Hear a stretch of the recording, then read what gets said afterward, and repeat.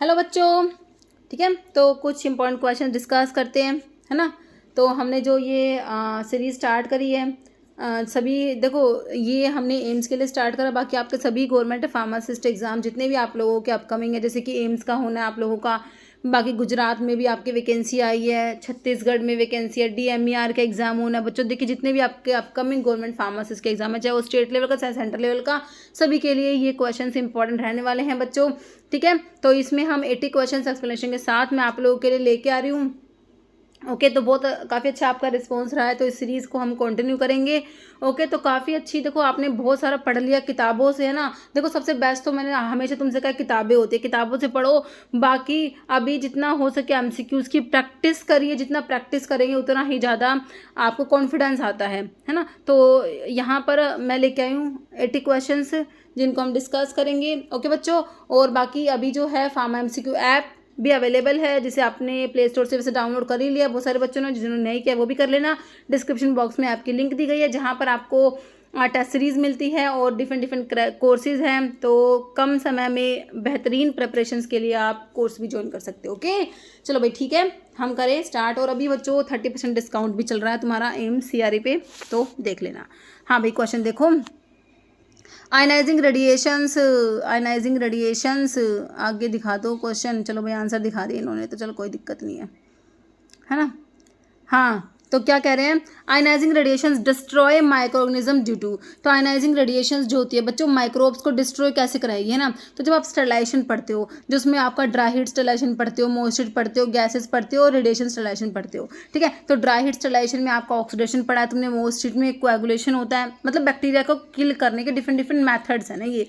Gases sterilization में आपका alkylation होता है, और रेडिएशन में आपने लीथल म्यूटेशन पढ़ा है ना। तो आयनाइजिंग रेडिएशंस जो होती है डिस्ट्रॉय कराएगी माइक्रोब्स को, कैसे कराएंगे बताओ, है ना। तो देखो, प्रोटीन का coagulation leading to death of microbes, microorganisms. तो प्रोटीन का कोएगुलेशन हमारी रेडिएशंस नहीं कराती, ये आपका ऑटोक्लेव में होता है। Plasma membrane disruption leading to oozing out of cell content, lethal mutation which leads to inhibition of reproduction of microbes, है ना। बिल्कुल करेक्ट है बच्चों, ऑप्शन 3।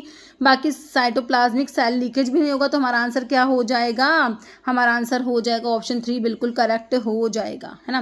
जैसे मिनिमम एल्वियोलर कंसंट्रेशन, MAC की बात हो रही है बच्चों, मिनिमम एल्वियोलर कंसंट्रेशन जो होता है MAC, है ना। जब हम जनरल एनेस्थेटिक्स पढ़ते हैं तो हम इसको पढ़ते हैं MAC को, तो फुल फॉर्म भी तुमसे पूछी जा सकती है ना। तो बच्चों ये क्या होती है, वो लोवेस्ट कंसंट्रेशन, क्या होती है ये लोवेस्ट कंसंट्रेशन किसकी, एनेस्थेटिक्स की, है ना। लोवेस्ट कंसंट्रेशन होती है एनेस्थेटिक्स की, जो रिक्वायर्ड होती है एनेस्थीसिया को प्रोड्यूस करने के लिए, to produce immobility in response to painful stimulus. Okay, तो ये कम से कम कंसंट्रेशन होती है। तो देखो कह रहे हैं मिनिमम एल्वुलर कंसंट्रेशन एस्थेटिक क्या इंडिकेट करेगी, उसका onset of action, recovery time मतलब अब एनेस्थीसिया स्टॉप कर दिया तो रिकवर होने में कितना टाइम लगेगा, ऑनसेट ऑफ एक्शन मतलब कि स्टार्ट होने में जो टाइम लगता है, लिपिड की सॉल्युबिलिटी, पोटेंसी। तो किसको भाई ये इंडिकेट करते हैं, पोटेंसी को भाई। जितनी कम MAC उतना ही ज़्यादा पोटेंट आपका एनेस्थेटिक होगा, है ना। जितनी MAC मिनिमम एल्वियोलर कंसंट्रेशन कम होगी, उतना ही हमारा पोटेंट एनेस्थेटिक होगा। तो ऑप्शन 4 करेक्ट है।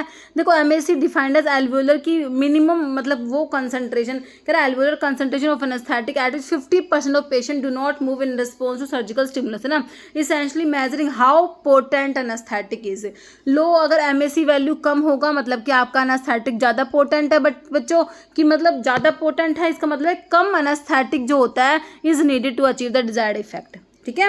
नेक्स्ट क्वेश्चन देखो, एस्प्रिन के बारे में क्वेश्चन है भाई, हमारे तो बहुत ही इंपॉर्टेंट ड्रग है एस्प्रिन, इनिबिट कराती है प्लेटलेट एग्रीगेशन को, कैसे बताओ भाई।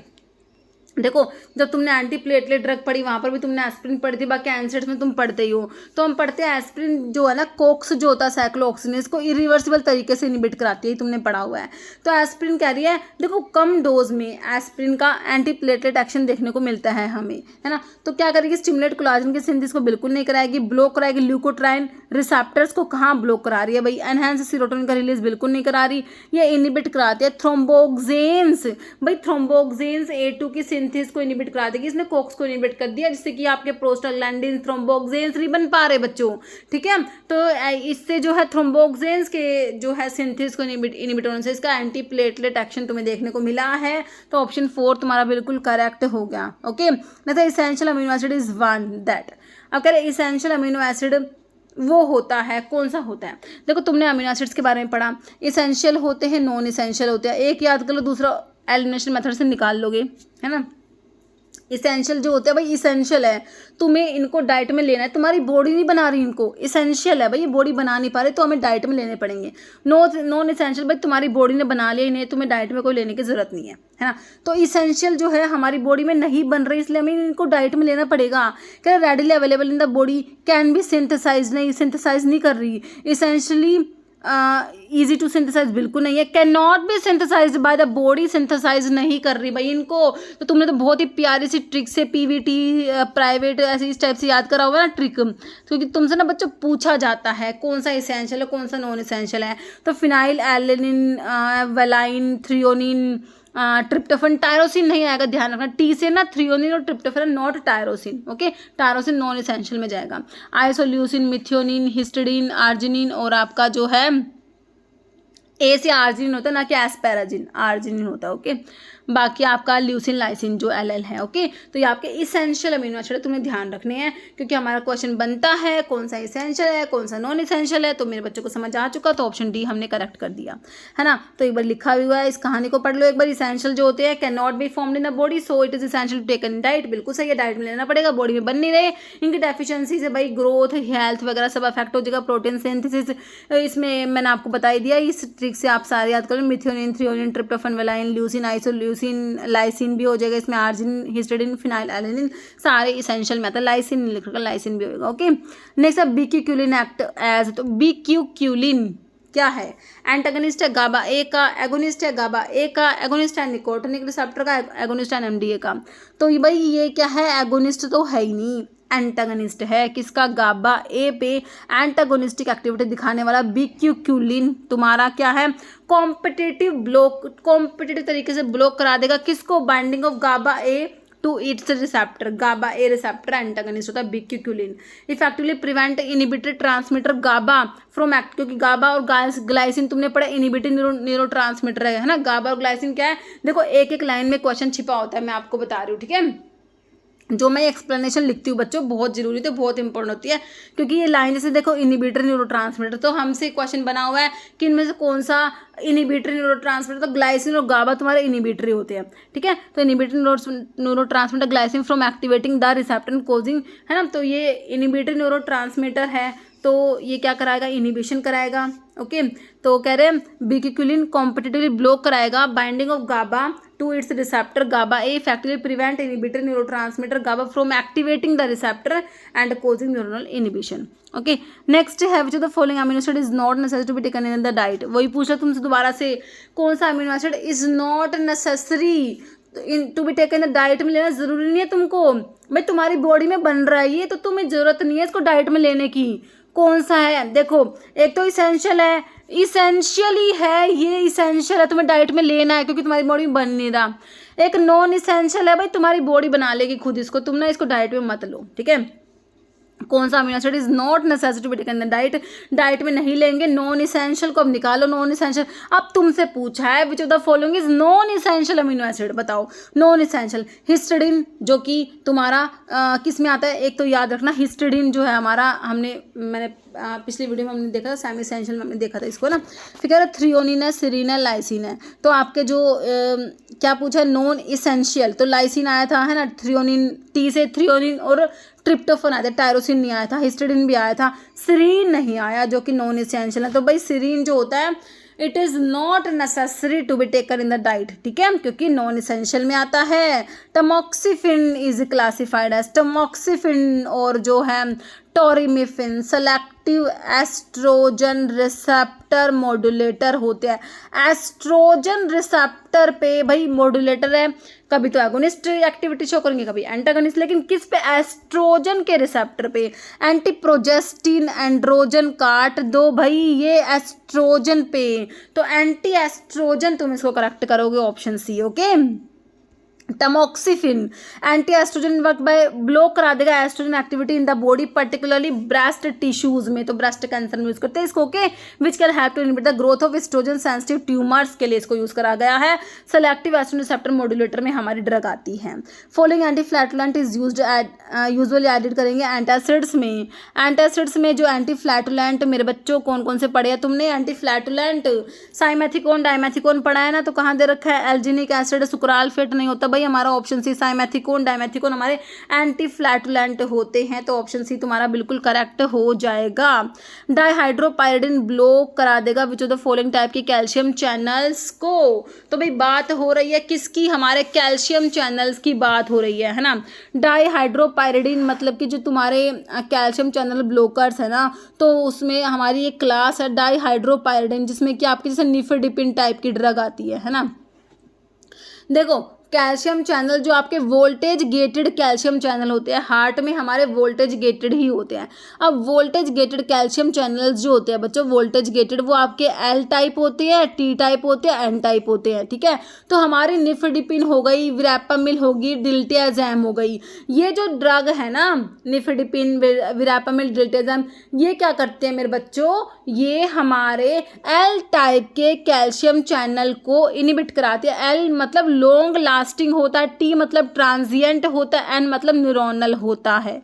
ओके, और आप कहोगे मैडम टी टाइप वाले को, टी टाइप वाले जो कैल्शियम चैनल्स जो मतलब कि हैं, उनको कौन सी ड्रग इनिबिट कराती है? यहाँ पर आपकी पढ़ा होगा आपने फ्लुनारिजिन कैल्शियम चैनल ब्लॉकर। फ्लुनारिजिन पढ़ा है कभी? फ्लुनारिजिन कैल्शियम चैनल ब्लॉकर होता है, वो यहाँ पर टी टाइप वाले पे काम करेगा। इथोसक्सीमाइड, इथोसक्सीमाइड कहाँ पढ़ी है भाई आप? एंटी एपिलेप्टिक ड्रग में पढ़ते हो इथोसक्सीमाइड, है ना, तो वो भी आपके जो है इसी पे काम करती है, टी टाइप वाले पे, ठीक है। तो यहाँ पर तुम्हारा आंसर हो गया डाइहाइड्रोपायरिडिन ब्लॉक करेगा कौन से टाइप के कैल्शियम चैनल को? तो हमारे एल टाइप के वोल्टेज गेटेड। तो याद रखना हार्ट में तुम्हारे वोल्टेज गेटेड जो है कैल्शियम चैनल्स होता है, ये क्वेश्चन भी पूछा हुआ है कौन से कार्डिक है, मतलब कि हार्ट में कौन से वोल्टेज गेटेड होते हैं। ओके, तो यहाँ पर ऑप्शन ए सही है। Following is opioid like agonist है भाई, ओपियोइड के जैसा है ये, बताओ। फिनोबार्बिटल तो भाई बार्बिचुरेट्स में चला जाएगा। डिल्टियाजैम ये आपका कैल्शियम चैनल ब्लॉकर में बेंजोथायाजिपिन्स में आता है ना, जो क्या करेगा? ये भी एल टाइप के वोल्टेज गेटेड कैल्शियम चैनल को ही ब्लॉक कराता है। पीमोलाइन या प्रोपोक्सिफीन होता है बच्चों ओपियोइड्स की ड्रग में, तुमने प्रोपोक्सिफीन जरूर पढ़ी होगी, तो ऑप्शन डी करेक्ट हो जाएगा। टिक्लोपिडीन एक्टेस, तो मैंने तुम्हें एंटी प्लेटलेट का क्लासिफिकेशन बताया था ना। टिक्लोपिडीन कहाँ पढ़ी थी भाई? क्लोपिडोग्रिल, प्रेसिग्रिल, टिक्लोपिडिन पड़ी थी ना, तो क्या थी ये? एंटागनिस्ट थी P2Y12 रिसेप्टर पे, एगोनिस्टिक एक्टिविटी दिखा रही थी P2Y12 पे, या एगोनिस्ट थी GP सेकंड भी थर्डे पे, या एंटागनिस्ट थी GP सेकंड भी थर्डे पे। देखो ये ड्रग ना एगोनिस्ट तो थी ही नहीं, एंटागनिस्ट थी, तो एगोनिस्ट तो तुम काट ही दो, है ना। टिक्लोपिडिन चाहे इस पे काम करे चाहे इस पे काम करे, एंटागनिस्ट होगी, ठीक है। तो किस पे काम करा था इसने? Option A antagonist of P2Y12 receptor. GP second में थर्ड रिसेप्टर एंटागनिस्ट में तो आपने एप्टिफिबाटाइड, टिरोफिबैन, एप्सिक्सीमैब, वही है ना, ठीक बता रही हूँ ना मैं, एप्टिफिबाटाइड, टिरोफिबैन, एप्सिक्सीमैब, यही थी इसमें ना, GP सेकंड में थर्ड रिसेप्टर एंटागनिस्ट में। तो यहाँ पर बच्चों ऑप्शन ए करेक्ट हो गया। टिरोफिबैन, एप्सिक्सीमैब, टिरोफिबैन, एप्टिफिबाटाइड, सही बताया मैंने, हाँ सही है, क्योंकि ये थोड़े से नाम कंफ्यूजिंग से होते हैं ना, तो थोड़ा सा देखो एक बार ना तुम देख लो एंटीप्लेटलेट या एंटी थ्रोम्बोटिक का क्लासिफिकेशन है ना, क्योंकि ना थोड़ा कंफ्यूजिंग से जो होते हैं वो बच्चों एग्जाम में आने की पॉसिबिलिटी ज़्यादा होती है। थ्रोम्बोक्सिन की सिंथेसिस को इनिबिट कराएगी, वो हमने देखा था भाई, हमारे एस्पिरिन थ्रोम्बोक्सिन A2 की सिंथेसिस को इनिबिट करा रही है। प्लेटलेट साइक्लिक की MP एनहेंसर, ये जो होती है डाइप्रिडामोल, है ना, फॉस्फोडाइस्ट्रेज इनिबिट कराने वाली ड्रग थी। P2Y12 रिसेप्टर को ब्लॉक कराने वाली, देखो ब्लॉक कराएंगे रिसेप्टर को, एंटागनिस्ट है, ठीक है, ध्यान रखना। टिक्लोपिडीन, तो ये भी ध्यान से पढ़ा करो कौन सी ब्लॉकर है कौन सी एक्टिवेटर है, क्योंकि देखो ऐसे क्वेश्चन बन जाते हैं, क्योंकि एग्जाम में भाई तुम्हें कंफ्यूज करना है ना। तो टिक्लोपिडीन, क्लोपिडोग्रिल, प्रासुग्रिल, है ना, प्रासुग्रिल और टिकाग्रिलोर, प्रासुग्रिल, टिकाग्रिलोर, और GP सेकंड में थर्ड एंटागनिस्ट में एप्सिक्सीमैब, टिरोफिबैन, एप्टिफिबाटाइड। ओके, चलो भाई नेक्स्ट देखो, फॉलोइंग इज कोलाइन कंटेनिंग लिपिड होता है, फोस्फेटाइडल है, फोस्फेटाइडल ग्लिसरोल है, फोस्फेटाइडल इथेनॉल अमीन, इन तीनों में नहीं है भाई। कोलाइन हमारे स्फिंगोमाइलिन में है, ध्यान रखना, ऑप्शन डी। ओके, नेक्स्ट है वोलार्ड मेथड ऑफ कह रहे क्लोराइड आयन डिटर्मिनेशन। तो वोलार्ड मेथड के बारे में तुमने बताना है बच्चों। कह रहा back titration with ammonium thiocyanate या फिर डायरेक्ट टाइट्रेशन होती है अमोनियम थायोसाइनेट के साथ, यूज डाइक्लोरोफ्लोरोसिन एज इंडिकेटर या यूज पोटाशियम क्रोमेट। बताओ, वोलार्ड मेथड की बात हो रही है भाई, इसमें देखो पोटाशियम क्रोमेट डाइफ्लोरोसिन तो यूज नहीं होता, ये बैक टाइट्रेशन होता है, डायरेक्ट नहीं होती। क्या होती है? बैक टाइट्रेशन होती है विद अमोनियम थायोसाइनेट। ओके, कह रहे वोलार्ड मेथड क्या बैक टाइट्रेशन होती है। This means excess of known reagent जो सिल्वर नाइट्रेट होता है is added to sample solution containing chloride ion. Excess silver nitrate is then titrate करेंगे with a standard ammonium thiocyanate solution. The end point is detected by formation of red iron thiocyanate complex बनता है। Following इर्गोट derivative कौन सा है इसमें से बताओ। बर कैप्टन दे रखा है, ब्रिटाइलियम दे रखा है, ब्रिटाइलियम, ब्यूप्रोपायोन दे रखा है तुम्हें, ये ब्रोमोक्रिप्टिन, रोपिरिनोल, प्राइमपिक्सोल जो आप पढ़ते हो ना, पार्किंसंस की ड्रग पढ़ते हो, डोपामिनर्जिक एगोनिस्ट होते हैं ये। क्या होता है? डोपामिनर्जिक एगोनिस्ट में ड्रग आती है आपकी ब्रोमोक्रिप्टिन, रोपिरिनोल, प्राइमपिक्सोल आती है ना। तो ये आपके इर्गोट डेरिवेटिव में ऑप्शन डी आ जाएगा, ब्रोमोक्रिप्टिन ही तुम्हारा इर्गोट डेरिवेटिव है। नहीं सर प्राइमपिक्सोल तो बताया, ब्रोमोक्रिप्टिन, रोपिरिनोल, प्राइमपिक्सोल क्या है? एंटीसाइकोटिक है, न्यूरोलेप्टिक नहीं है, एंटी डिप्रेसेंट्स नहीं है, एंथलमेंटिक नहीं है, एंटी पार्किंसंस, पार्किंसंस की ड्रग में मैंने यहाँ पर कुछ अलग बोल दिया क्या? पार्किंसंस है। ओके, ये जो डोपामिनर्जिक एगोनिस्ट होते हैं बच्चों, ब्रोमोक्रिप्टिन, रोपिरिनोल, प्राइमपिक्सोल, ये क्या है? डोपामिनर्जिक एगोनिस्ट है, तो इनको पार्किंसन में यूज करते हैं ना, पार्किंसंस डिजीज में यूज करे जाते हैं। ठीक है, पार्किंसंस डिजीज में क्या हो रहा है भाई, हमारा डोपामिन कम हो रहा है। ठीक है, तो ये क्या करते हैं? डोपामिनर्जिक एगोनिस्ट होते हैं। तो option D anti Parkinsonian correct हो गया। Which medicine work by binding to glycoprotein second B third receptor reversibly inhibiting platelet के एग्रीगेशन को। बताओ, बाइंड कर रही है जीपी सेकंड बी थर्ड से, तो अभी बताई एप्सिक्सीमैब और टिरोफिबैन और एप्टिफिबाटाइड, यही थी ना तीन। हाँ, तो इन्हें तो देखो तुम EAT ईट से भी याद कर लो, ईट से याद तो कर लोगे, मेन तो इनके नाम है ना, एप्सिक्सीमैब, टिरोफिबैन, एप्टिफिबाटाइड। सही है। तो कौन सी क्लोपिडोग्रिल तो भाई P2Y12 को ब्लॉक करा रही थी। वॉरफेरिन तो भाई हमारा ओरल एंटीकोएगुलेंट में चला जाएगा। कोमेरिन डेरिवेटिव होता है, 4 हाइड्रोक्सी कोमेरिन डेरिवेटिव में वॉरफेरिन आता है, जिसका एंटीडोट विटामिन के पड़ा था, विटामिन के का एंटीडोट वॉरफेरिन पड़ा था, है ना। टिक्लोपिडिन भी लाइक क्लोपिडोग्रिल काम करेगी, P2Y12 पे एक्ट करेगी, एप्टिफिबाटाइड। तुम्हें ऑप्शन डी बिल्कुल करेक्ट दिया हुआ है। नेक्स्ट फिर से दे क्लासिफिकेशन, चलो भाई जितना पढ़ो जितना रिवाइज करो उतना ही कम है। तो थ्रोम्बोक्सिन के सिंथेसिस को इनहिबिट कराई थी एस्प्रिन, प्लेटलेट्स के साइक्लिक AMP को एनहांस करा डाइप्रिडामोल, P2Y12 रिसेप्टर को ब्लॉक करा रहे थे टिक्लोपिडिन, क्लोपिडोग्रिल, प्रासुग्रिलोर, टिकाग्रिलोर, और जीपी सेकंड भी थर्ड पे एंटागनिस्ट है हमारा कौन सा? एप्सिक्सीमैब, टिरोफिबैन, एप्टिफिबाटाइड। ओके, नेक्स्ट है which is not use in treatment of asthma में यूज नहीं करोगे बच्चों, अस्थमा में नहीं यूज हो रहा। सिंपल क्लासिफिकेशन बेस्ड क्वेश्चन है।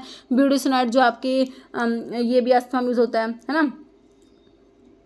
आइसोनियाजिड होती है क्या?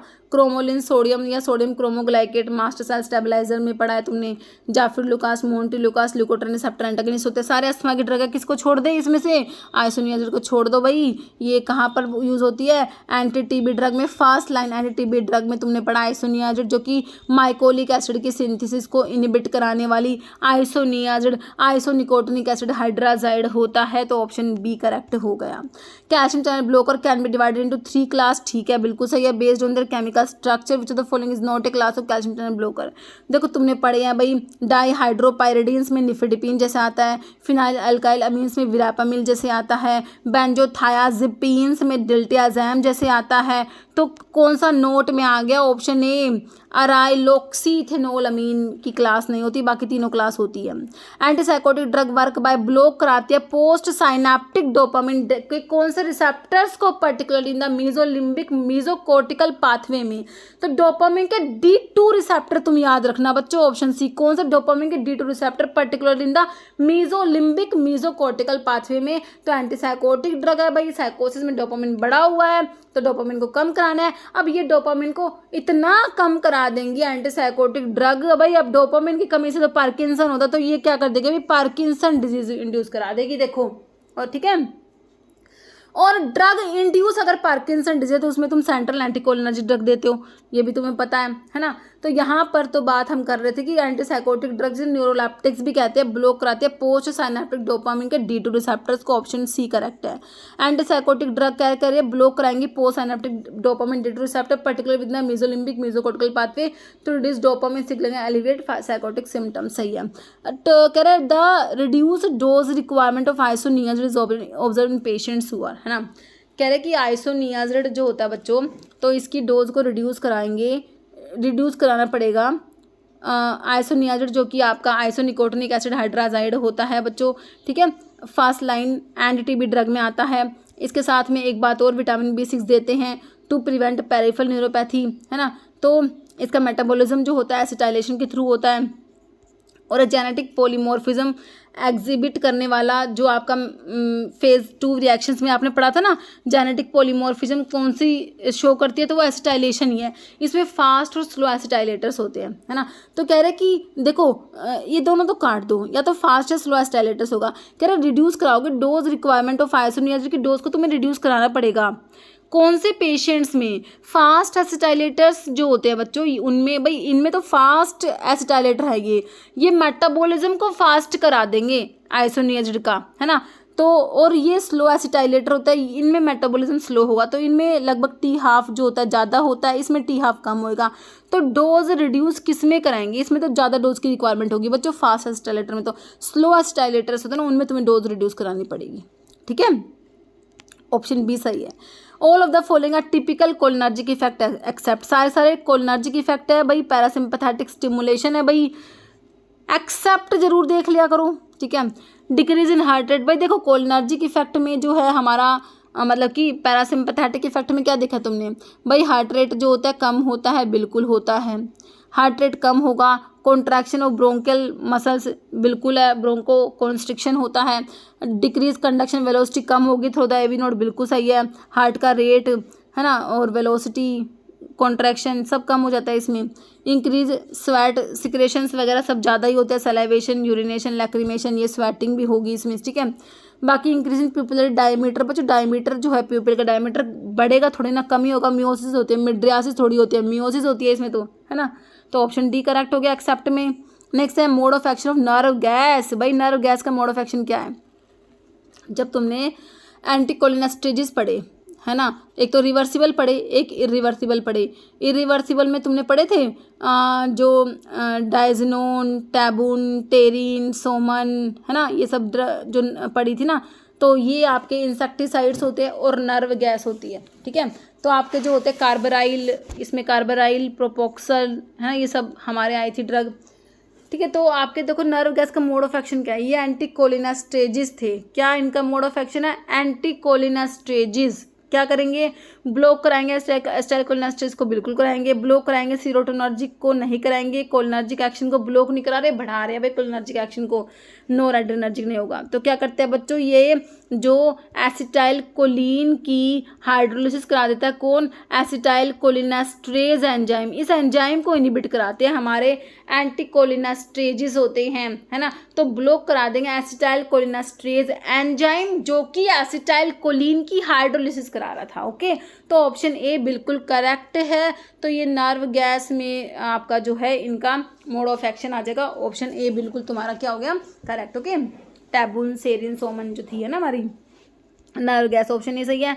नर्व कह रहे हैं nerve agents are class of chemical that irreversibly inhibit कराएंगे एंजाइम्स को एसिटाइलकोलिनेस्टेज को, leading to accumulation of acetylcholine at the neuromuscular junction and synapse, है ना। तो अब ये एंजाइम इनिबिट हो गया, अब एसिटाइलकोलिन का डिग्रेडेशन होगा नहीं, मतलब कि हाइड्रोलिसिस नहीं होगी, तो एसिटाइलकोलिन एक्यूमुलेट हो जाएगा न्यूरोमस्कुलर जंक्शंस पे, साइनेप्स पे, विच कोज मसल पैरालिसिस करा देगा, अदर सीरियस सिम्टम्स करा देगा।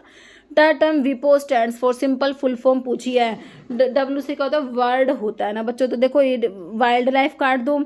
आई से होता है इंटेलेक्चुअल, तो इन्वेस्टमेंट और इंस्टीट्यूट काट दो। वर्ड इंटेलेक्चुअल प्रॉपर्टी ऑर्गेनाइजेशन हो गया, ऑप्शन डी करेक्ट दिया हुआ है ना। नेक्स्ट है section of pharmacopoeia that provide method to identify drug.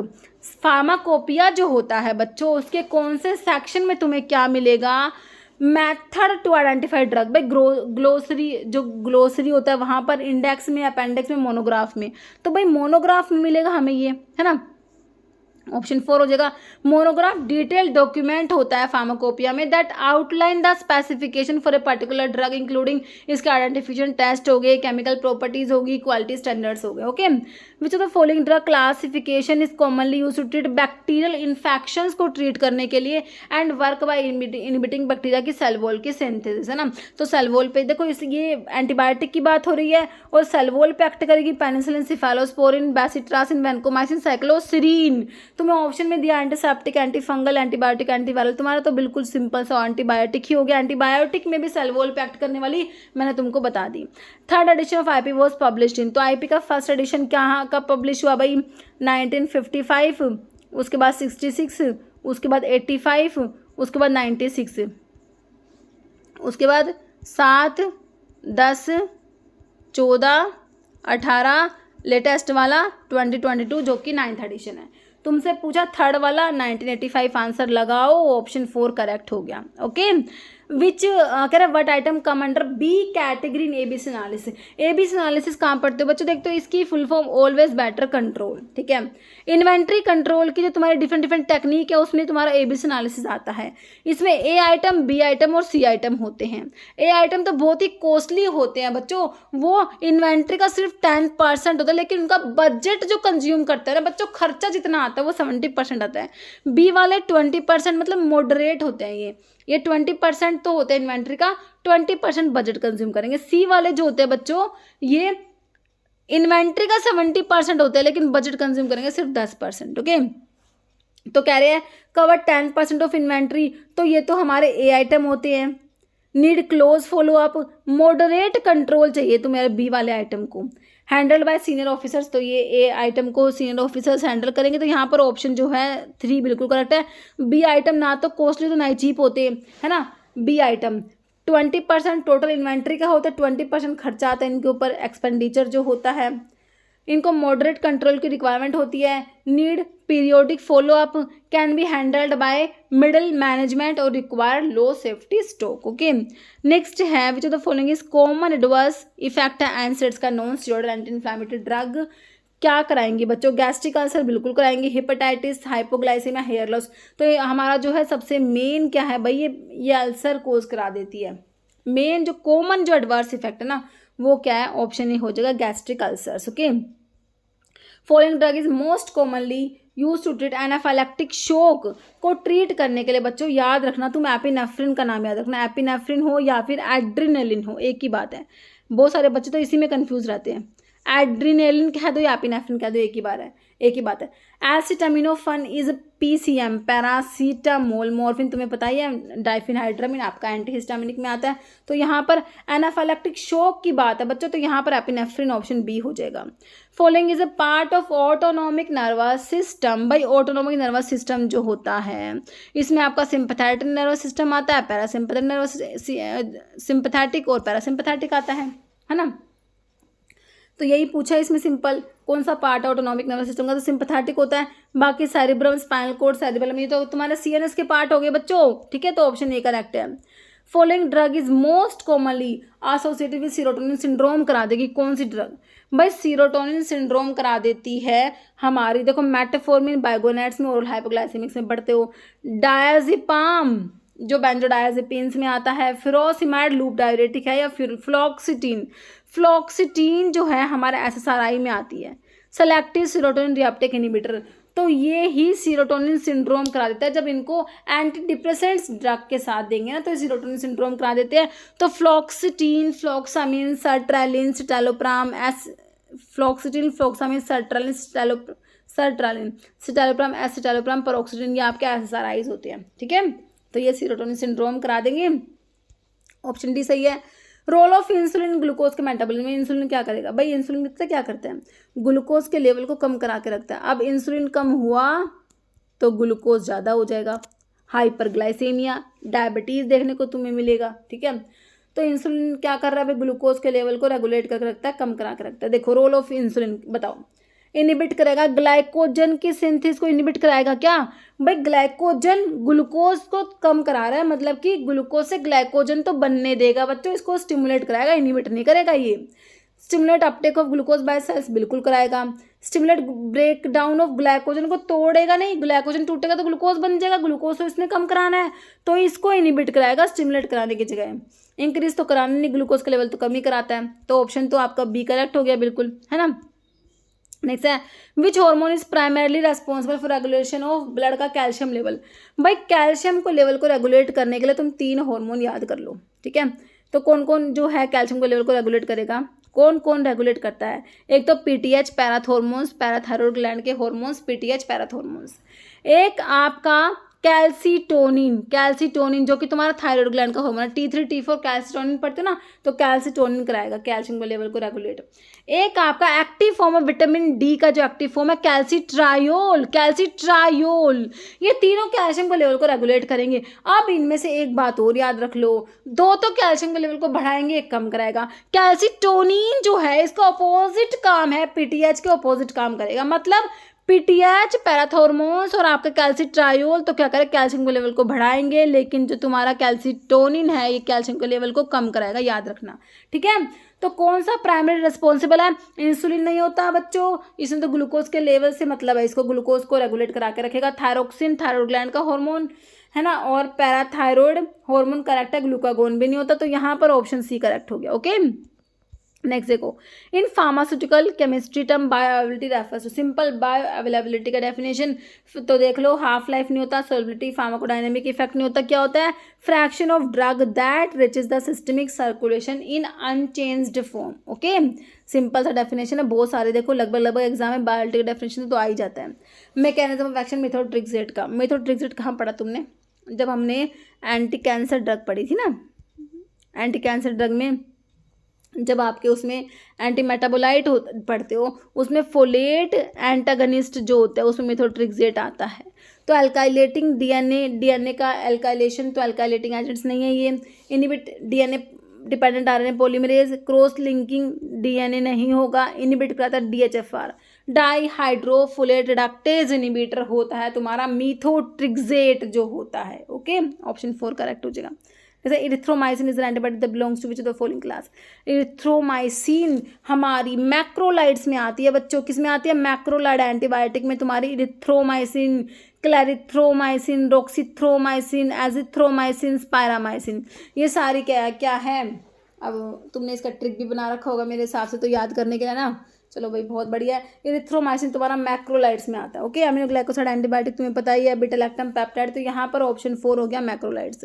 Which anti malarial agent should be contra indicated during pregnancy due to G6 period deficiency in the foetus. ठीक है, अब तुम सोचोगे मेरे को तो याद ही नहीं आ रहा कौन सा एंटी मलेरियल था जो प्रेगनेंसी में कॉन्ट्रा इंडिकेटेड। ये देखो, ये तो याद आ रहा है कि भाई क्लोरोक्विन देना था प्रेगनेंसी में, जो है मलेरिया है तो ड्रग ऑफ चॉइस तो क्लोरोक्विन हो गई, है ना, क्लोरोक्विन 4 अमीनोक्विनोलिन डेरिवेटिव, ये तो याद आ गया, लेकिन कॉन्ट्राइंडिकेट तो याद ही नहीं आ रहा। चलो भाई कोई दिक्कत नहीं है, याद नहीं आ रहा तो अब तुम जाओगे एलिमिनेशन मेथड पे, अब तुम देखोगे ऑप्शंस और एलिमिनेशन मेथड से चुटकियों में इस क्वेश्चन को सोल्व करेंगे। देखो एंटी मलेरियल की बात की गई है तुमसे, एसिक्लोविर किस में आता है, एंटी वायरल में आता है। ओके, प्राइमाक्विन एंटी मलेरियल है, रुक जाओ अभी आगे देखो, मेटफॉर्मिन बाइगोनाइड्स में आता है, ओरल हाइपोग्लाइसेमिक्स में पढ़ते हो, फ्यूरोसिमाइड लूप डायरेटिक्स है, निकला कि निकला। एलिमिनेशन मेथड लगाओगे तो आप एसिक्लोविर को काट दोगे, भाई एंटीवायरल है, मेटफॉर्मिन भी आपका एंटी मलेरियल नहीं है, फ्यूरोसिमाइड भी नहीं है, तो आंसर क्या निकल के आएगा भाई, प्राइमाक्विन। प्राइमाक्विन आपकी एंटी मलेरियल ड्रग होती है, 8 अमीनोक्विनोलिन डेरिवेटिव होता है प्राइमाक्विन और ब्यूलाक्विन जो तुम पढ़ते हो, तो प्राइमाक्विन 8 अमीनोक्विनोलिन डेरिवेटिव जो होता है ये प्रेगनेंसी में कॉन्ट्रा इंडिकेटेड क्या होता है, क्या करें, कॉन्ट्रा ड्यूरिंग प्रेगनेंसी, हाँ G6 पीरियड डेफिशिएंसी, क्योंकि देखो ये G6 पीरियड डेफिशिएंसी वाले पेशेंट्स में प्राइमाक्विन क्या कहता है, हीमोलिटिक एनीमिया करा देता है। अब हमारा फिटस जो है वो G6 पीरियड डेफिशिएंट होता है, ठीक है। तो हीमोलिटिक एनीमिया करा देगा, इसलिए प्रेगनेंसी में कॉन्ट्राइंडिकेटेड है। तुम्हारी प्राइमा क्वीन याद रखना, ओके। नेक्स्ट है फोलेट सिंथेसिस एंटागनिस्ट है, एक्टिव अगेंस्ट माइकोबैक्टीरियम ट्यूबरकुलोसिस, ठीक है। तो टीबी की ड्रग की बात हो रही है, कौन सी ड्रग का मैकेनिज्म है, फोलेट सिंथेसिस एंटागनिस्ट, बताओ। पैरिफाम्पिसिन बिल्कुल नहीं करती, पैरामिनोसैलिसिलिक एसिड बिल्कुल सही है, आइसोनियरिक एथेम्बिटोल है ना, इथेम्बिटोल तो एरामिनोसाइल ट्रांसफरेज को इनहिबिट करके एरामिनोग्लाइकन की सिंथेसिस नहीं होने देती है ना, बैक्टीरियोस्टैटिक एक्शन होता है इसका। आइसोनियरिक मिकोलिक एसिड की सिंथेसिस को इनहिबिट कराती है। पैरामिनोसैलिसिलिक एसिड जो होता है बच्चों सेकंड लाइन एंटीबी ड्रग में आता है, ये फोलेट सिंथेसिस को नहीं होने देगा, फोलिक एसिड की सिंथेसिस को इनहिबिट करा देगा, एंटागनिस्ट होता है, ओके। नेक्स्ट पूछा था following anti neoplastic agent alkylating agent है, एल्काइलेटिंग एजेंट में कौन सा आएगा, मिथोट्रिक्सेट तो एंटी मेटाबोलाइट में आया था, किस में आया था, एंटी मेटाबोलाइट में। मीक्लोरिथामिन मस्टिन एचसीएल साइक्लोफॉस्फेट आइफॉस्फेट क्लोरम्बिसन मेल्फिन सारे क्या है बच्चों, एल्काइलेटिंग एजेंट्स में नाइट्रोजन मस्टर्ड्स में हमारे आते हैं, तो ऑप्शन तो 2 ही करेक्ट हो गया। मरकैप्टोप्यूरिन 6 मरकैप्टोप्यूरिन 6 थायोग्वानिन एजाथायोप्रिन फ्लोडाराबिन, ये क्या है, प्यूरिन एनालॉग्स। तो आप जो एंटी मेटाबोलाइट्स पढ़ते हो ना, फोलेट एंटागनिस्ट में मिथोट्रिक्सेट आता है ना, और फिर आपका प्यूरिन एंटागनिस्ट होता है, पिरिमिडिन एंटागनिस्ट। प्यूरिन एंटागनिस्ट में ये ड्रग आते हैं, पिरिमिडिन एंटागनिस्ट में ये 5-फ्लोरोयूरेसिल साइटाराबिन ये सब आते हैं, ओके। तो यहाँ पर ऑप्शन 2 करेक्ट है। नेक्स्ट है parasympathetic stimulation of bladder course, है ना, तो ब्लैडर जो है यूरिनरी ब्लैडर, उसका पैरासिम्पैथेटिक स्टिमुलेशन होगा तो क्या होगा, देखो यूरिनरी ब्लैडर जो है पैरासिम्पैथेटिक, इसमें मैंने तुम्हें क्या बताया, सारे सारे सिक्रेशंस इंक्रीज होंगे पैरासिम्पैथेटिक में, है ना, तो यूरिनेशन भी होगा, है ना। तो इसमें क्या होता है बच्चों, तुम्हारे जो देखो डिक्रीज तो होगा यूरिन का प्रोडक्शन, है ना, ज़्यादा होता है इसमें, यूरिन पास होगा, वॉइडिंग होगा ब्लैडर का, यूरिन पास होगा। डेट्रोसर मसल्स होते हैं बच्चों, वो कॉन्ट्रैक्ट करती है और इंटरनल स्फिंक्टर रिलैक्स करेगी, तब क्या होगा, वॉइडिंग होगा ब्लैडर का और तुम्हारा मतलब कि क्या होगा, यूरिन पास होगा। तो ऑप्शन 1 करेक्ट हो जाएगा। पैरासिम्पैथेटिक स्टिमुलेशन क्या कराएगा बच्चों, डेट्रोसर मसल्स इसमें कॉन्ट्रैक्ट करती है और इंटरनल स्फिंक्टर रिलैक्स करती है, तो ऑप्शन 1 करेक्ट हो जाएगा। इसका मैंने छोटा सा वीडियो भी बनाया हुआ है, तो मैंने तुम्हें बताया था रैपिड रिवीजन वाली प्लेलिस्ट में छोटे छोटे वीडियोस मैंने डाले हुए हैं, तो वो प्लेलिस्ट तुम्हारे लिए बहुत जरूरी है, बहुत इंपॉर्टेंट है, okay. The drug glimepiride has and dash therapeutic action, glimepiride कहाँ पढ़ी है, ओरल हाइपोग्लाइसेमिक्स पढ़े थे, सल्फोनाइल यूरियास पढ़े थे, इसमें फर्स्ट जनरेशन में तो टोलब्यूटामाइड क्लोरप्रोपामाइड आए थे, सेकंड जनरेशन में आपका ग्लीमन क्लेमाइड या ग्लाइब्यूराइड, ग्लीपीजाइड, ग्लिकलेजाइड, ग्लीमेपिराइड, ये सारे जो हैं सेकंड जनरेशन सल्फोनाइल यूरियास में आते हैं। तो क्या एक्शन है इनका, भाई डायबिटीज़ में यूज़ करोगे, टाइप 2 डायबिटीज़ मेलिटस में यूज़ करते हैं इनको, किसमें, टाइप 2 डायबिटीज़ मेलिटस में यूज़ करते हैं इनको। तो सिंपल ही पूछे तुमसे, एंटी डायबिटिक है, सिंपल ही पूछ रखा है, anti bacterial, anti viral, anti protozoal नहीं है बच्चों, ऑप्शन 1 करेक्ट हो जाएगा हमारा।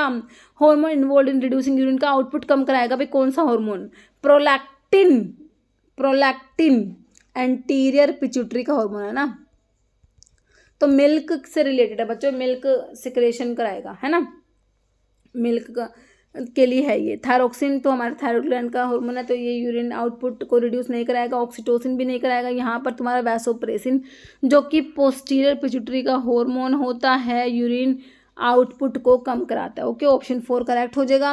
मोर्टेलिटी इंडिकेटर डेथ रेट, जो मोर्टेलिटी रेट डेथ रेट होता है, it is defined as number of death per dash number of population per in given community, तो नंबर ऑफ डेथ पर 1000 होता है, 1000 नंबर ऑफ पॉपुलेशन, है ना, तो option 3 correct हो जाएगा। Mortality rate typically express in unit of death per 1000 individual per year. Palisade ratio क्या होता है बच्चों, palisade ratio average number of palisade cells beneath each epidermal cells, number of palisade and epidermal cells नहीं होता, number of palisade cells above नहीं होता बच्चों, number नहीं होता, ये नंबर नहीं है, एवरेज नंबर होता है। क्या होता है, average number of palisade cells beneath each epidermal cells, option 1 correct हो जाएगा। Following hormone not effective orally, देखो steroid hormone, progesterone, thyroid hormone, ये सारे स्टीरॉयड्स हार्मोन जो होते हैं ना बच्चों, ये तो आपके लिपिड सोल्यूबल होते हैं, ठीक है, तो मेम्ब्रेन के क्रॉस कर पाते हैं, इनको ओरली दे दोगे कोई दिक्कत नहीं है। लेकिन लेकिन लेकिन हमारा इंसुलिन एक पेप्टाइड हार्मोन है भाई, हमारा अमीनो एसिड से मिलके बना हुआ एक प्रोटीन है, इसको तुम ओरली नहीं दे सकते, इंजेक्ट करना पड़ेगा इसको इंजेक्शंस के थ्रू इसको सबक्यूटेनियस रूट से दिया जाता है, हम पढ़ते हैं इंसुलिन को, है ना, तो ओरली नहीं देंगे, option 3 insulin. Liposomes are used in novel drug delivery system as a carrier because they, liposomes को यूज़ करते हैं नोवल ड्रग डिलीवरी सिस्टम में एज अ कैरियर, क्यों, कह रहे हैं has vesicles and can encapsulate both water and lipid soluble, बिल्कुल सही है। वाटर सोल्यूबल वाटर इनसोल्यूबल दोनों को इनकॉर्पोरेट करेगा, बिल्कुल करेक्ट है वैसे तो। Enhance oral bioavailability of all type of drug non biodegradable enhance its bioavailability, तो करेक्ट आंसर हो जाएगा। इसमें वेसिकल्स हैं और क्या कराएगा, एनकैप्सुलेट करा देगा बोथ आपके जो हाइड्रोफिलिक ड्रग को भी और लिपोफिलिक को भी, मतलब वाटर सोल्यूबल को भी लिपिड सोल्यूबल को भी, वाटर सोल्यूबल को भी वाटर इनसोल्यूबल को भी, तो ऑप्शन 1 करेक्ट हो जाएगा। लाइपोसोम्स बाइलेयर्ड वेसिकल्स होती है बच्चों, फॉस्फोलिपिड्स की बनी होती है which allow them to trap both hydrophilic और लिपोफिलिक ड्रग को ट्रैप करा लेगा। देखो हाइड्रोफिलिक बोल दो या वाटर सोल्यूबल बोल दो या लिपोफोबिक बोल दो इनको, ये हाइड्रोफोबिक है, लिपोफिलिक बोल दो, वाटर इनसोल्यूबल बोल दो, लिपिड सोल्यूबल बोल दो, एक ही बात है, ठीक है। तो इन दोनों को एंट्रैप करा लेगा drug within their structure. This ability to encapsulate a wide range of drug is a key reason, इसीलिए इसको novel drug delivery system use करा गया है। Physical incompatibility observe in prescription due to immiscibility, तो physical incompatibility जो होती है ना बच्चों, आपका इमिसिबिलिटी उसमें आता है, can be corrected by addition of, देखो फिजिकल इनकम्पैटिबिलिटी जो होती है आपकी फिजिकल होती है, केमिकल होती है, थेरेपेटिक होती है। तो फिजिकल में इमिसिबिलिटी, इनसोल्युबिलिटी, प्रेसिपिटेशन, लिक्विफेक्शन तुमने पढ़ा हुआ है। तो इमिसिबिलिटी अगर है तो उसको करेक्ट करने के लिए क्या करोगे, सस्पेंडिंग एजेंट ऐड करोगे, इमल्सिफाइंग एजेंट, प्रिजर्वेटिव, एंटीऑक्सीडेंट, तो क्या करेंगे, इमल्सिफाइंग एजेंट्स ऐड करेंगे, ऑप्शन 2 करेक्ट हो जाएगा। Okay, following are type of solid dose form है बच्चों, solid dose form typical use for rectal administration के लिए बच्चों, टैबलेट या सपोजिटरी पाउडर या कैप्सूल। देखो ये आपके सपोजिटरीज होती है, बाकी बच्चों सेमी सोलिडोएस फॉर्म्स होती है, ध्यान रखना। सपोजिटरीज कहाँ पढ़ते हो आप, सेमी सोलिडोएस फॉर्म्स में आती है, रैक्टल इनको एडमिनिस्टर करा जाता है। Okay, next which what is the primary advantage of using granules over powder in solid dose form. देखो हम जब हमें टैबलेट वगैरह बनानी होती है तो हम क्या करते हैं, ग्रैन्यूल्स की फॉर्मेशन करते हैं। आपने पढ़ा है ड्राई ग्रैनुलेशन, वेट ग्रैनुलेशन, तो इसमें क्या हो रहा है, ग्रैन्यूल्स बना रहे हो तुम, है ना। पाउडर जो होता है बच्चों उसको ग्रेन्यूल्स में कन्वर्ट करा जा रहा है।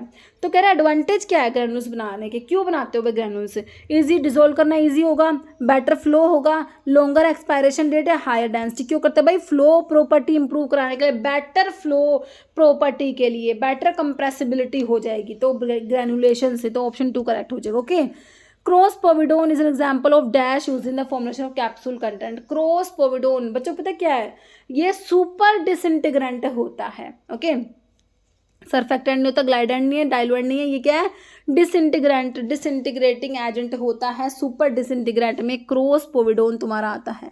फॉलोइंग कंपोनेंट इसेंशियल है एरोसोल्स के सिस्टम में, binder, preservative, stabiliser, propellant. Essential कौन सा है बच्चों, प्रोपेलेंट इसेंशियल होते हैं ना, तो ऑप्शन आपका 3 हो जाएगा प्रोपेलेंट। क्योंकि क्या करेंगे प्रोपेलेंट, ये ना जो कंटेनर है आपका एरोसोल्स का उसके अंदर ना प्रेशर क्रिएट करते हैं प्रोपेलेंट, जिससे क्या होगा, फोर्सिंग द प्रोडक्ट आउट। मतलब जब वॉल को ओपन करोगे तो तुम्हारा प्रोडक्ट बाहर की तरफ फोर्स होकर बाहर आता है, तो ये प्रेशर बिल्डअप करते हैं ना, तो इसलिए ये इसेंशियल हमारा propellant. Dash is used for drying blood plasma या tissues and pharmaceuticals without affecting their physical structure by lyophilization. Lyophilization को देखते ही समझ जाओ, फ्रीज, ड्राइंग, लाइफलाइजेशन, सब्लिमेशन एक ही बात है। सॉलिड से डायरेक्ट गैस की फॉर्मेशन हो रही है, लाइफलाइजेशन या फ्रीज ड्राइंग, ठीक है, या सब्लिमेशन ड्राइंग। तो सिंपल है, फ्रीज ड्रायर हो जाएगा तुम्हारा ऑप्शन 2, यहाँ पर तो कुछ सोचने की जरूरत ही नहीं है। Following option is known as lyophilization, वही है freeze drying, lyophilization, sublimation drying, बहुत इंपॉर्टेंट है बच्चों ये फ्रीज ड्राइंग वाला। Total number of medicine in national list of essential medicine NLEM 2015 की बात हो रही है, उसमें कितनी टोटल मेडिसिन थी, 376, 376 हो जाएगा option C. Following act as termination codon, जो स्टॉप कर देंगे प्रोटीन सिंथेसिस को, है ना, टर्मिनेशन, तो UAA, UAG, UGA पढ़े स्टॉप कोडोन्स, कौन सा ऑप्शन में दे रखा है, UAA एंड UAG, GUG नहीं होता, AUG नहीं है, UGA, AUG नहीं है, तो ऑप्शन ए ही 1 ही करेक्ट है। ओके, टर्मिनेशन कोडोन ये तीनों होते हैं, UAA, UAG, UGA। Codon signal the end of protein synthesis by telling the ribosome to release a polypeptide chain. Okay, people dash blood are send to universal donor. Simple है भाई, universal donor वाला तुम्हें सभी को पता है भाई, O वाला डोनर है, AB वाला यूनिवर्सल एक्सेप्टर होता है ना। ब्लड का बहुत ही बढ़िया वीडियो बना रखा है बच्चों, तुम्हें ब्लड का पढ़ना है तो एक बार वो वीडियो देख लेना, बहुत अच्छा वीडियो है, MCQs के थ्रू इतना बढ़िया मैंने टॉपिक रिवाइज करा रखा है, बहुत अच्छा। फॉलोइंग इस type of appendicular skeleton, appendicular skeleton में बताओ, देखो आपका जो स्केलेटल सिस्टम जिसमें है ना होता है, ठीक है, तो उसमें एक्सियल होता है और अपेंडिकुलर होता है, ठीक है। तो आपकी जो एक्सियल में तो आपने पढ़ा है 80 बोन्स होती है, अपेंडिकुलर में 126 होते हैं, तो 200 टोटल में 206 हमारी टोटल बोन्स होती है, इसमें 80 होती है। अपेंडिकुलर में देखो एक तो आपके हैंड्स की मतलब 4 आर्म मतलब कि क्या बोलते हैं 4 लिम्ब है ना, 4 लिम्ब और हाइंड लिम्ब मतलब 4 लिम्ब मतलब आपके दोनों हाथ आ गए, हाइंड लिम्ब में दोनों पैर आ गए। तो इनमें 30 होते हैं, एक हाथ में 30, 2 हाथ में 60 हो गई, और एक पैर में 30, 2 पैर में 60 हो गई। 120 तो ये होगी। बची कितनी? 120 6 बची, 6 बच गई इसमें से। ये किसकी बात कर रही हूँ मैं? अपेंडिकुलर स्केलेटन की बात कर रही हूँ। 6 बच गई ना।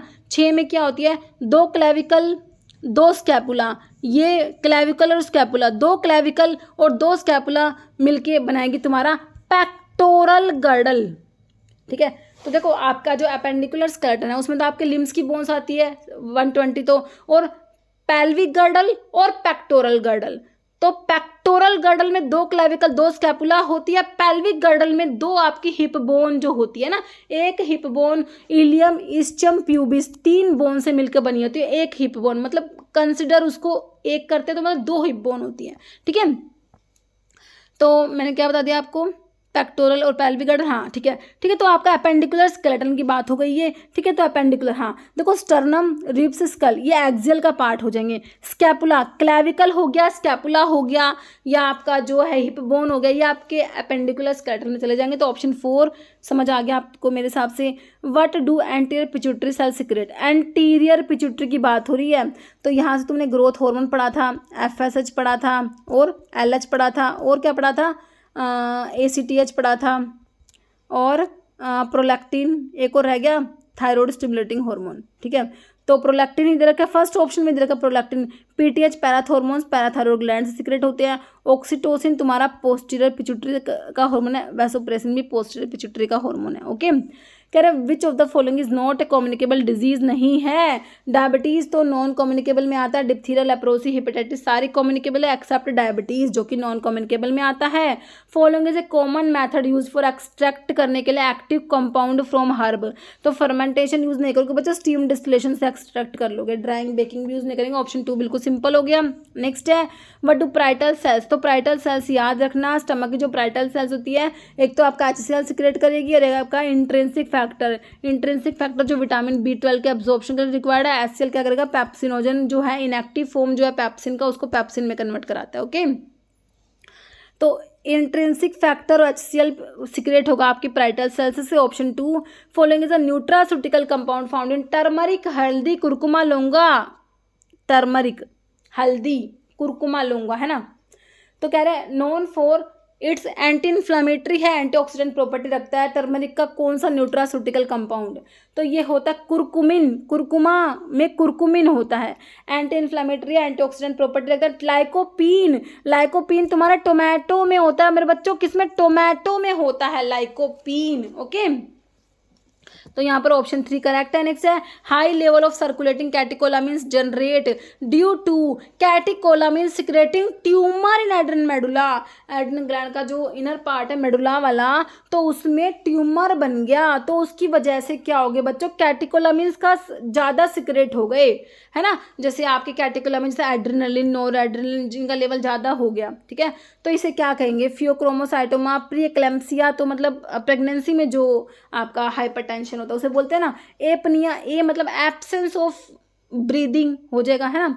ग्लियोब्लास्टोमा, ये तो लगी रहा नाम से कैंसर टाइप लग रहा है। ब्लास्टोमा ग्लियल सेल्स में, मतलब इस टाइप से कुछ कैंसर, ब्रेन के कैंसर का से लग रहा है आपको देख के। तो यहाँ पर हमारी बात चल रही है, ऑप्शन 1 हो जाएगा फियोक्रोमोसाइटोमा करेक्ट हो जाएगा तुम्हारा। ओके, फॉलोइंग बाइगोनाइड ड्रग, देखो नाम में पहले पूछ लिया, बाइगोनाइड की बात हो रही है। Biguanide drug is involve in increase glucose का अपटेक बढ़ा देगी और डिक्रीज करा देगी ग्लूकोज की, ग्लूकोज सिंथेसिस। बताओ, टोलब्यूटामाइड तो आपकी सल्फोनाइल यूरियाज में आता है, ओरल हाइपोग्लाइसेमिक्स में। मिग्लिटोल वोग्लीबायोज, ए कार्बोज मिग्लिटोल वोग्लीबायोज अल्फा ग्लूकोसिडेज इनहिबिटर में आते हैं। ग्लिपिजाइड वही आपका सल्फोनाइलूरियाज में सेकंड जनरेशन में आता है, तो यहाँ पर मेटफॉर्मिन मेरी बाइगोनाइड्स में आती है। इंक्रीज कराएगी ग्लूकोज के अपटेक को, डिक्रीज करा देगी ग्लूकोज की synthesis. Site of action of penicillin, भाई सेल वॉल पे एक्ट करने वाली ड्रग हमारी पेनिसिलिन होती है, सिंपल सा हो गया। सेल वॉल पे कौन कौन सी ड्रग एक्ट कर रही है, साइट ऑफ एक्शन पूछा है पेनिसिलिन का तो हम बता देंगे सेल वॉल पे एक्ट कर रही है। सिफालोस्पोरिन कहेंगे तो भी हम कहेंगे सेल वॉल पे एक्ट कर रही है। बेसिट्रासिन, वैनकोमाइसिन, साइक्लोसिरिन, हम सब के बारे में क्या कहेंगे, सेल वॉल पे एक्ट करने वाली ड्रग होती है। ये ऑप्शन 4 करेक्ट हो गया। Not a first line drug for treatment of TB, के ट्रीटमेंट के लिए फर्स्ट लाइन ड्रग नहीं है। इथेम्बुटोल फर्स्ट लाइन में आता है, ये इसका स्टैटिक एक्शन है। सारी फर्स्ट लाइन ड्रग बैक्टीरियासिडल होती है, लेकिन इथेम्बुटोल का स्टैटिक बैक्टीरियोस्टैटिक एक्शन होता है।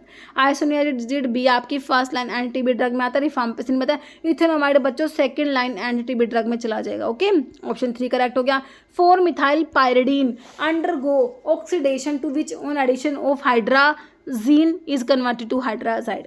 आइसोनियाजिड मतलब आइसोनियाजिड बन रहा है बच्चों। 4 मिथाइल पायरिडीन का ऑक्सीडेशन होने से क्या बनेगा, निकोटिनामाइड नहीं बनेगा, आइसोनिकोटिनिक एसिड बनेगा। आइसोनिकोटिनिक एसिड है उसमें ऐड होगा तुम्हारा हाइड्राजीन, फिर क्या बनेगा, आइसोनिकोटिनिक एसिड हाइड्राजाइड बनेगा। कैसा होता है आइसो, दिखा दूं मैं तुम्हें, आइसोनिकोटिनिक एसिड हाइड्राजाइड। देखो यहाँ पर नाइट्रोजन है तुम्हारा, ठीक है, और यहाँ पर क्या है, CONH2। This is isonicotinonic acid hydrazide, which is also known as isoniazide। Isoniazid को INH लिखते हैं ना, INH, इसका मतलब आइसोनिकोटिनिक एसिड हाइड्राजाइड। ठीक है, समझ आया, ऑप्शन 2 बिल्कुल सही है तुम्हारा, है ना, तो यही लिखा हुआ है इसमें। नेक्स्ट है which of following service is not associated with the practice of clinical pharmacist, की प्रैक्टिस से एसोसिएटेड नहीं है। Following service is not associated with the practice of clinical pharmacist. ठीक है, फार्मासिस्ट भाई क्या नहीं कराएगा, आइडेंटिफाई पोटेंशियल ड्रग इंटरेक्शन को भाई आइडेंटिफाई करेगा भाई फार्मासिस्ट, पेशेंट की काउंसलिंग भी करेगा।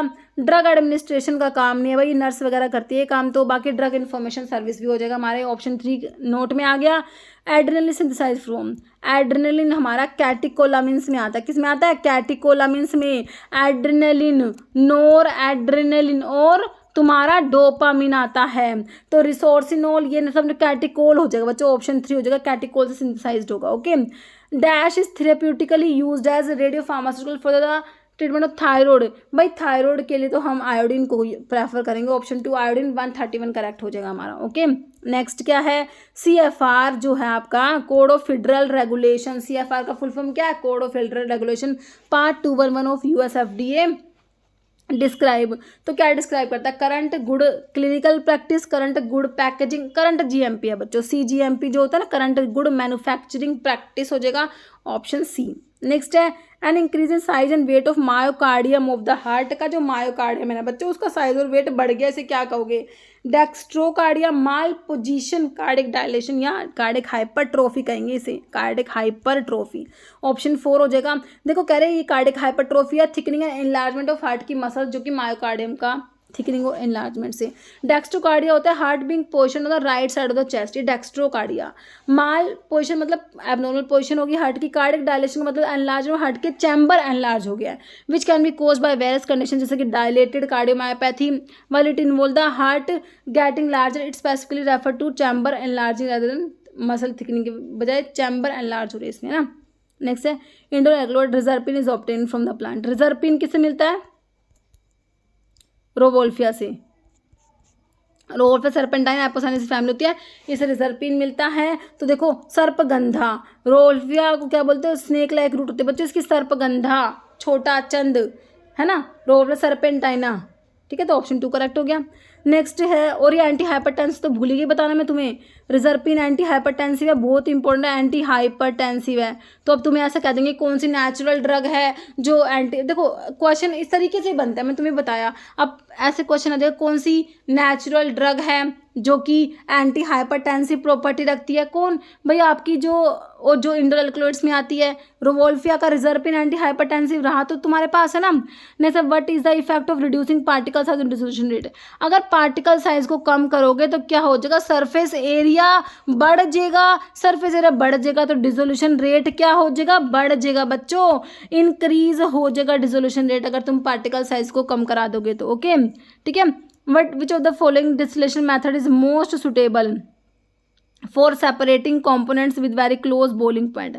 जब boiling point बहुत close होता है तो कौन सा डिस्टिलेशन का मेथड यूज करोगे भाई, वैक्यूम, सिंपल, फ्रैक्शनल, स्टीम। तो हम करेंगे फ्रैक्शनल डिस्टिलेशन। जब क्लोज बोइलिंग पॉइंट्स वाले सोलवेंट्स है ना बच्चों, कंपोनेंट्स है, उनको सेपरेट करना है तो ऑप्शन 3 फ्रैक्शनल डिस्टिलेशन। नेक्स्ट है the standard temperature and pressure use in autoclave in sterilisation is 100 degree Celsius at 10 PSI, 121, 150 या 130। देखो standard temperature pressure use in autoclave in sterilisation तो ये होता है 121 वाला, ऑप्शन 2। देखो 121 डिग्री सेल्सियस हो जाएगा और 15 ये होता है PSI, ठीक है। बिल्कुल आपका जो है ऑप्शन 2 करेक्ट हो जाएगा। और बाकी इसमें मिनिमम होल्डिंग टाइम भी आपका 15 मिनट ही होता है इसके लिए, ठीक है।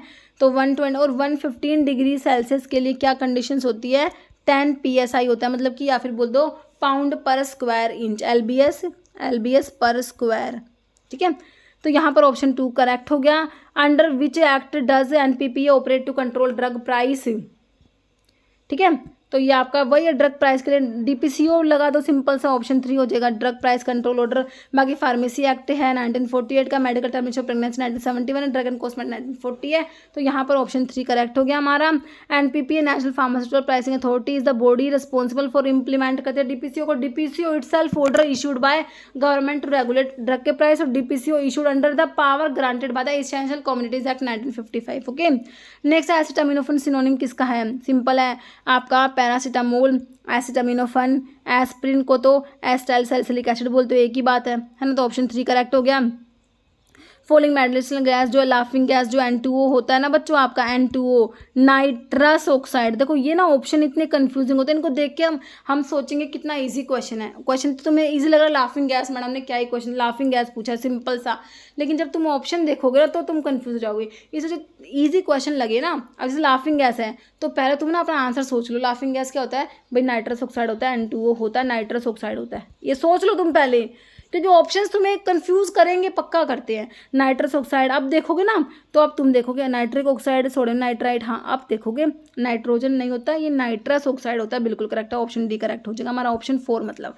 ओके, तो ऑप्शन 4 करेक्ट हो गया। नहीं तो corticosteroids are contra indicated in patients having mouth ulcer, genital peptic या गैस्ट्रिक। तो देखो पैप्टिक अल्सर वाले पेशेंट्स में, ये वैसे गैस्ट्रिक अल्सर भी पैप्टिक अल्सर का एक टाइप है, लेकिन जनरली तुम बोलोगे क्या, इसमें पैप्टिक अल्सर वाले पेशेंट्स में कॉर्टिकोस्टेरॉइड्स हमारे कॉन्ट्रा इंडिकेटेड होते हैं, ठीक है। तो ऑप्शन है यहाँ पर 3 करेक्ट हो जाएगा, पैप्टिक अल्सर्स। ओके, देखो कॉर्टिकोस्टेरॉइड्स का increase the risk of developing peptic ulcer कह रहे हैं, this is because they suppress the production of prostaglandins का प्रोडक्शन सप्रेस करा देते हैं, जो सब्सटेंस है जो स्टमक की लाइनिंग को प्रोटेक्ट करता है ना, इसलिए तो है ये पैप्टिक अल्सर करा देते हैं हमारे कॉर्टिकोस्टेरॉइड्स। ओके, चलो भाई ठीक है बच्चों, तो इतने क्वेश्चन थे आज की वीडियो में।